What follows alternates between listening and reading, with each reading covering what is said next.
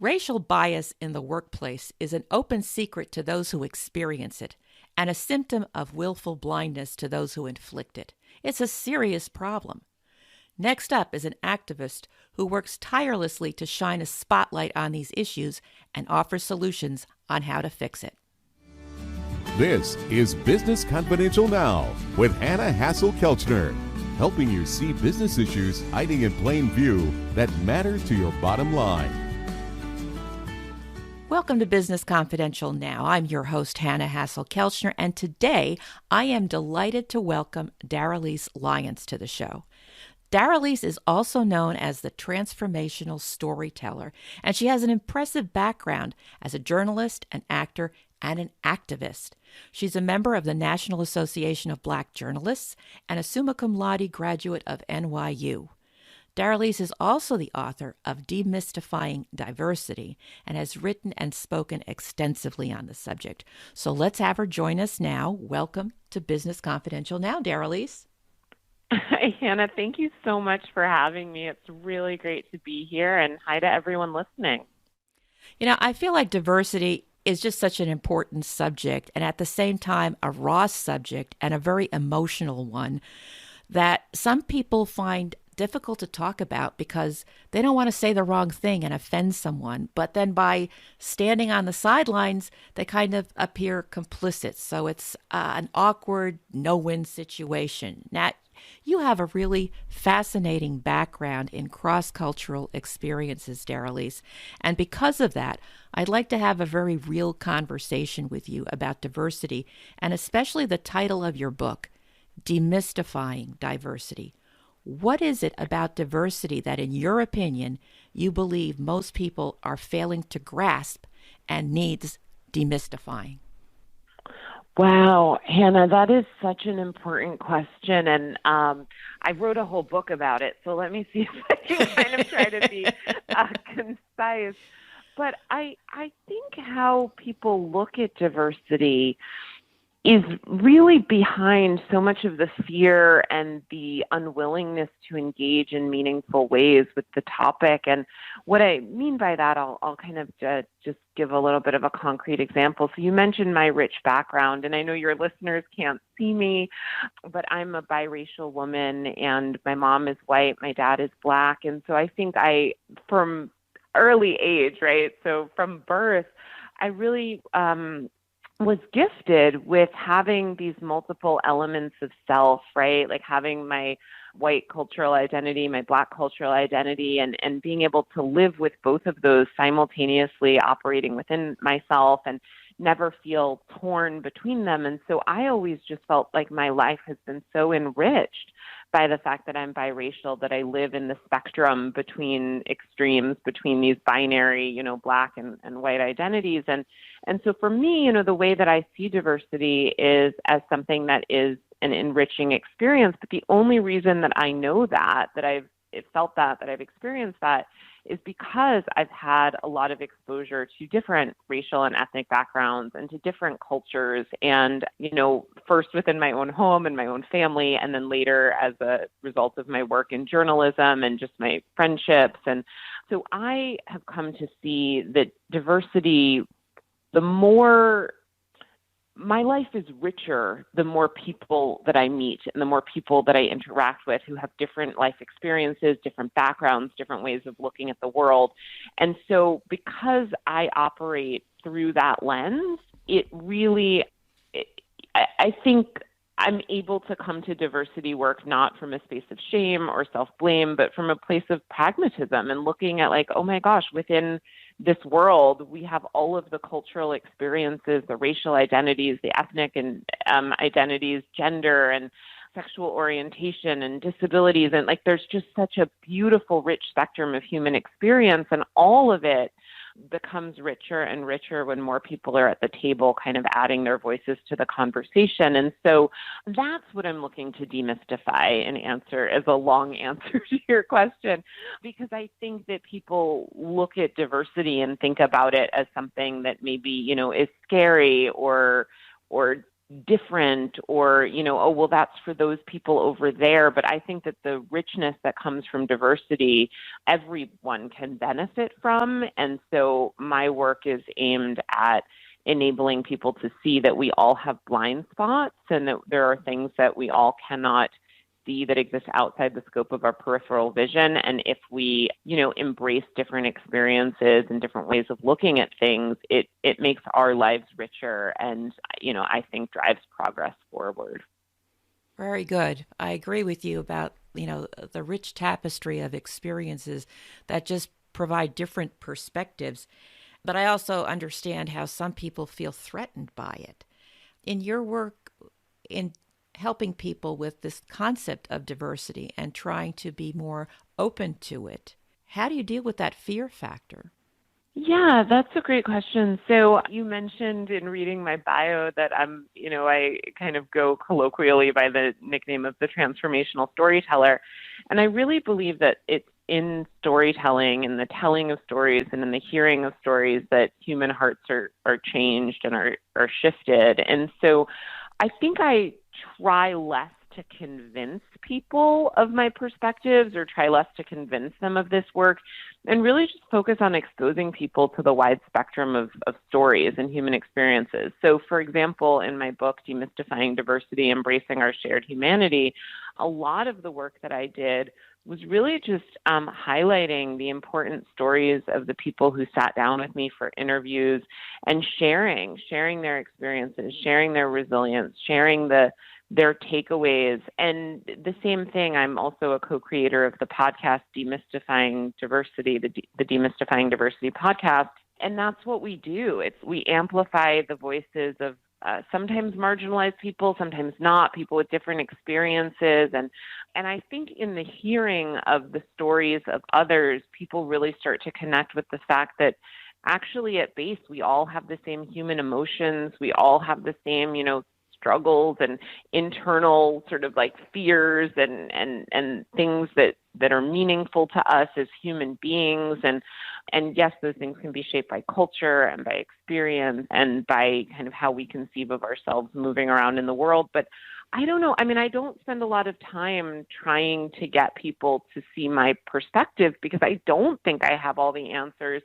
And I actually spend a lot of my work life and a lot of my personal life really just trying to ask better questions and listen to other people's stories and then share those stories with others. And I don't know. I mean, I find that hearts and minds change the more that we're exposed to other people's stories. And in terms of the fear, though, the fear piece specifically of doing the work, I think there's a lot of ways to approach this. And one way is sort of this passive listening place, which I find many of my podcast listeners and maybe some of your podcast listeners too, they're like, it's less threatening sometimes to be exposed to difference in that space and listening to a podcast or reading a book. I think the fears can sometimes get amplified out in the world when we're trying to apply these skills. So I just encourage people to begin with information and exposure, and then to start doing the work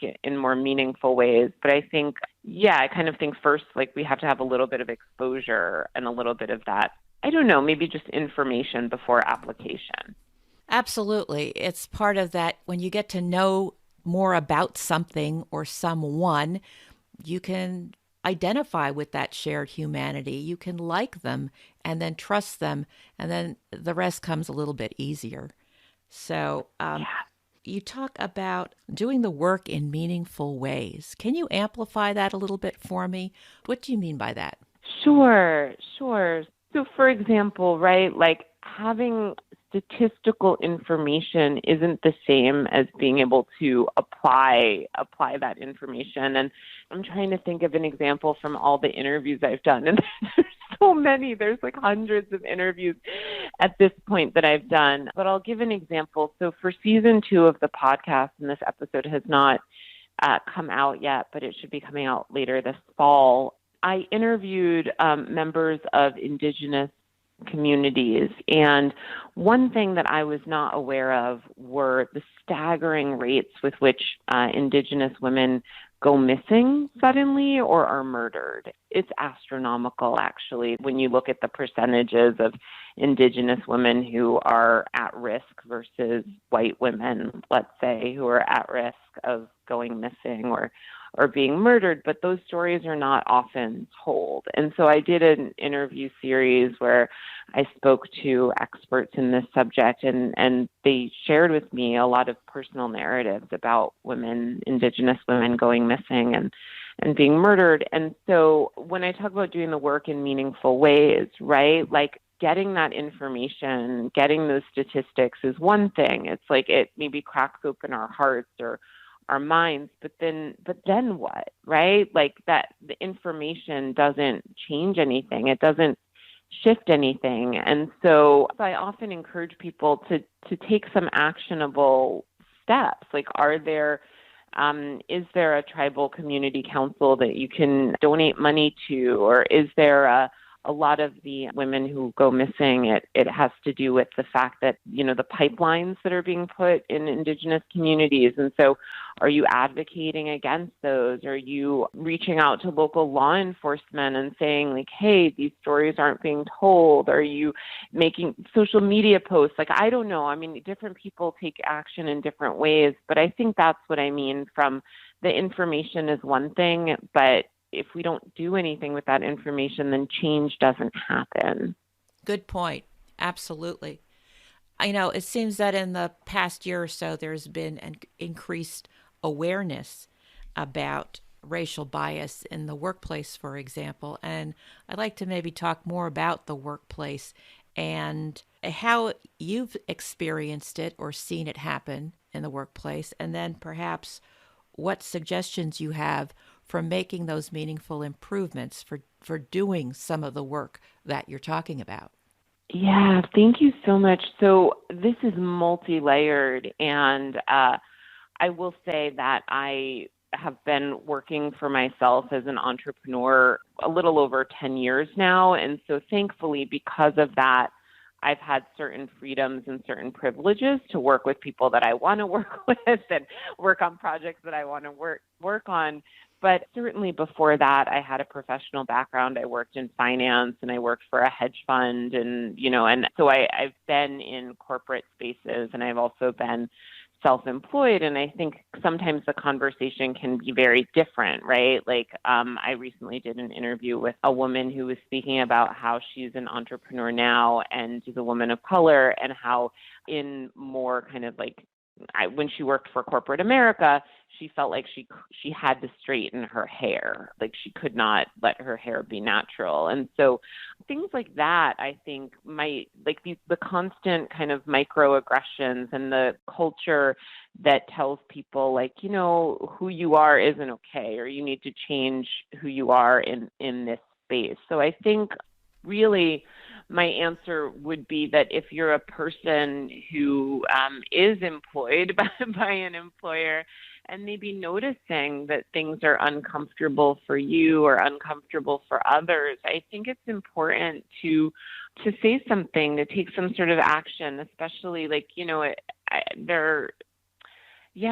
just think that allowing things to continue to unfold in ways that marginalize or people is hard, and it's hurtful. And so I would encourage people to be willing to use their voice and say, you know what, like in this space, I'm not feeling heard, or I noticed that so-and-so, you were talking over this person, and like, let's see what they have to say. And I think often you mentioned, Hannah, earlier, like the role of the bystander. I don't remember exactly what you called it, but like, bystanders have a lot of power, right? And so can bystanders move to upstanders and really like, say something and create safer work environments for their colleagues and their peers. So I think, being an employee, using your voice is something that is very impactful and helpful, and also kind of keeping a record of things as they unfold, and maybe, sending emails and whatnot, because really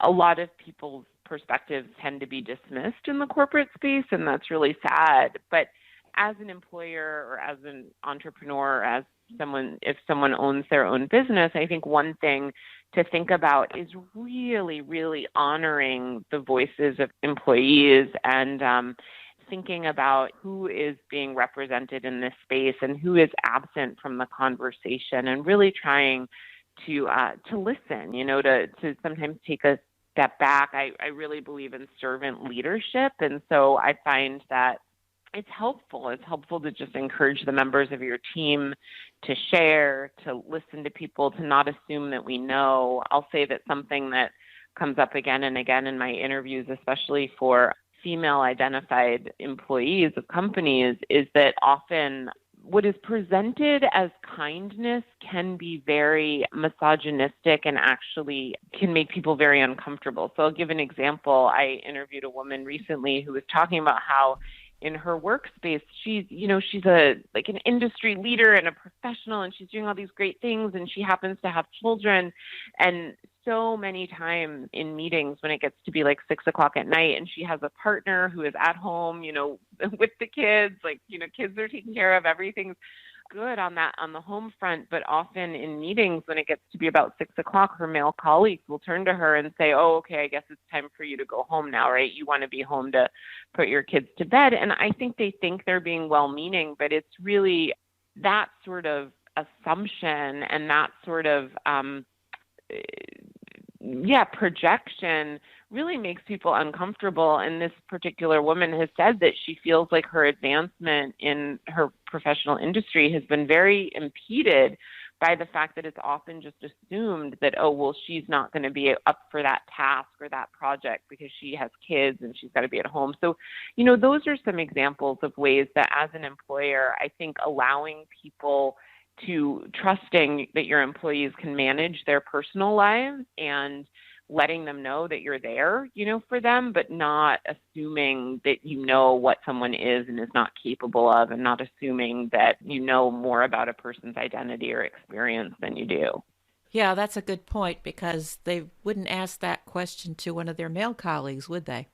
No. And in fact, and I think that's something that has come up a lot in my interviews. Like, people think that being quote unquote racist or being misogynistic or, being Islamophobic, I think they think that those things often come out in these overtly ugly ways, right? That people say mean and hurtful comments to others, and that it's easily identifiable. But microaggressions are one of the things that tend to be very dominant in corporate spaces. And what a microaggression is it's like a little, it's an act that on its surface might not seem like a huge cut, right, or a huge injury, but there's a cumulative effect to these small moments of dehumanization, or these small moments of putting someone down. And sometimes they can come across as kindness, like, "Oh, well, you really, you really aren't capable of that," or, "Well, you probably didn't go to a really, a good school," or, "I'm sure your family didn't have money when you were growing up." And I know many of my people that I've spoken to, members of the Black community, people of color, often people will say things to them making assumptions about their families, right, or their backgrounds based purely on the color of their skin, and myself included. That has happened to me, and it's not necessarily meant with malice behind it, but it is harmful. And so I think just really getting people to rethink their projections and their assumptions and their biases, and come to each interaction with a new person as this person is a clean slate. I know nothing about them, and I'm going to wait until they tell me who they are, and until I have an authentic experience of them before I, make any sort of judgments. And that's really hard to do, but I think the more that we humanize ourselves and each other, the better off we'll be personally, professionally, socially. So yeah, I just encourage people to have authentic interactions with other people.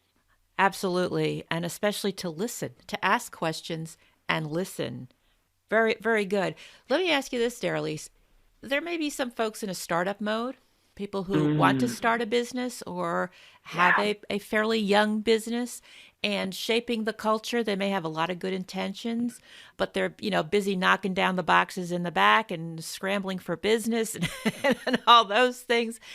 Do you have any advice for them on how to weave diversity into their culture? It's one thing when somebody says, "Oh, we want to have 20% of people of color represented in our business," but there are only 3 people in the business. So how do you get 20%? And that can sort of be an arbitrary target too, because I don't know that it needs to be a special number as much as a voice that's respected and heard, whether that is a 10% or 50 or 75%, but being open to what you said earlier about those different perspectives and capturing some of the good things that brings to the table. What can an entrepreneur or somebody in a startup business do to encourage the type of culture that we aspire to? Yeah, I think that's such a great question, Hannah. And I think what I want to point out is that there are so many people who have an involvement in any business, whether, it's an entrepreneur of one or whether it's a Fortune 500 company. There are so many people involved. And what I mean by that is there's not just the person who's forming that startup or hustling for their own business. There's all of the vendors that person engages with and interacts with, all of the businesses that they utilize in order to support their business. There are the customers that they're serving, right? And so I think thinking broadly, like whether you can be a business that serves people in a diverse way and have two, you have 2 non-diverse, corporate founders or whatever. It's not just about who is in the room and at the decision-making table, although I did use that example earlier. It's also about okay, well, what contractors are you using? Who are the people that you're outsourcing work to? And it doesn't necessarily mean that you have to solely utilize minority businesses to do that. But I think there is a richness that comes from having a diversity of vendors that you work with and a diversity of perspectives, or if you're bringing on outside consultants, thinking about that, or focus groups. Like I recently did a presentation seminar for a corporation, and it was really interesting because they gave an example of how they were doing a sport related sort of campaign. And so there were 4 white men around a table just making decisions about the ad copy and making decisions about the graphics. And then they sort of casually in passing, a woman came onto the team, or came into the room, I guess, rather. And they were like, "Oh, what do you think about this?" And she said, "Well,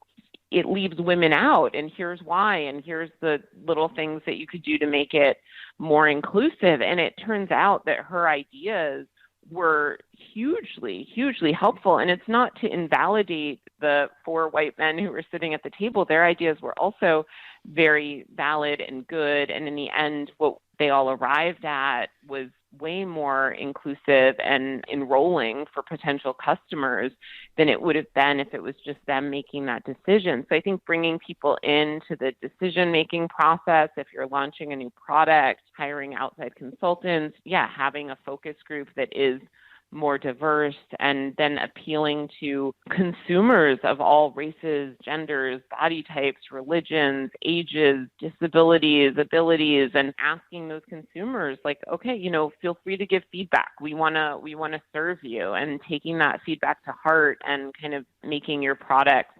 malleable. I think just entering into any space with a mindset of teachability and an openness, I think will serve an entrepreneur very well and allow them to serve a broader client base. So I don't want people to think that, the only way to have a diverse organization or a diverse company is to hire people that look different, although that certainly can be part of it. I think in the early days of startups, it's often one person or a couple of friends getting together or whatever, and that doesn't always look, you don't always see a lot of diversity in those spaces, but it doesn't mean that those companies can't embrace diversity. Very good. I like that refreshing perspective about thinking more broadly about how to weave it in and take a good thing and make it better, really. Yeah, So absolutely. Because most of us, if you have a business, right, like, or any sort of corporation, any business, usually there's two reasons that people form companies. It's because they're really good at something and they want to share that skill or that tool or that talent or that product, right? Because they've got this innovation and it's like, oh my gosh, I'm so good at this. This is what I'm meant to be doing. Or they see a need and they want to fill a need. And often it's some combination of both things. And so I think because as business owners, we're looking to serve people and to be more marketable and to utilize our skills and our talents, diversity can only help with that, because then we bring on other people who can utilize their skills and their talents, or then we expand our perspectives to incorporate the needs of a wider clientele, and that only makes us more. So, these things aren't just wonderful from a human rights perspective and from a social justice perspective, but they're also profitable and fiscally responsible and just in keeping with good business practices, and they push us to become better, more well-rounded people and to form better, more well-rounded companies. So it's a win-win-win. it's smart business. Yes. Yeah, I know. And your podcast is called Business Confidential. So I'm like, yeah, we don't have to be confidential about that, though. Share that with everyone, that it is good business to practice diversity, equity, and inclusion. Absolutely. But the reason I picked the name is because this is the type of information that the big companies pay big bucks for. It's the kind of advice they get in the back rooms, confidentially. Here's the report. Here's what to do. And I wanted to make it more mainstream, that these are tried and true best practices. It's good. It's a smart thing to do. And here's somebody who has expertise, such as yourself, that can help you with some pointers. These are all about the tips. So thank you for being so real, Daralyse. I really appreciate your sharing these insights. No, seriously. Thank you, Hannah. I appreciate it. I appreciate it too. And there's so many tangible things that companies can do to just expand their offerings. And often, I do a lot of consulting with different companies, and I have to say that often they'll make these minor tweaks, but people will feel so much more included. Their profitability will go up. It's not rocket science, but sometimes it can take an outsider's perspective coming in and just saying, okay, well, let's audit things. And why do you do this? And often it's because, this is the way things have always been done. Well, okay, are you open to seeing things a little bit differently? And I've never worked with a company where there hasn't been a tangible benefit to doing diversity work. And that's often not why people go into it. They go into it because it's, the right thing to do, or they just, it's like a buzzword nowadays or whatever, but it's so enriching. It is so enriching to be able to be exposed to different perspectives, different viewpoints, different cultures, it's just like, I think that's why we're here as people, is to learn from and grow with one another. I couldn't say it better. On the one hand, this topic is simple and straightforward, but at the same time, there are layers and nuances that we need to be mindful of and respectful of if we want to make meaningful progress. So for the listeners, if you'd like to contact Daralyse and learn more about her book, Demystifying Diversity, her podcast of the same name, and how to move that whole diversity discussion in the right direction in your organization, you can find that information in the show notes here at businessconfidentialradio.com. And if you found today's program helpful, interesting, tell a friend and leave a positive review on your podcast app or at lovethepodcast.com/Business Confidential. And yes, you have been listening to Business Confidential now with Hannah Hasl-Kelchner. I hope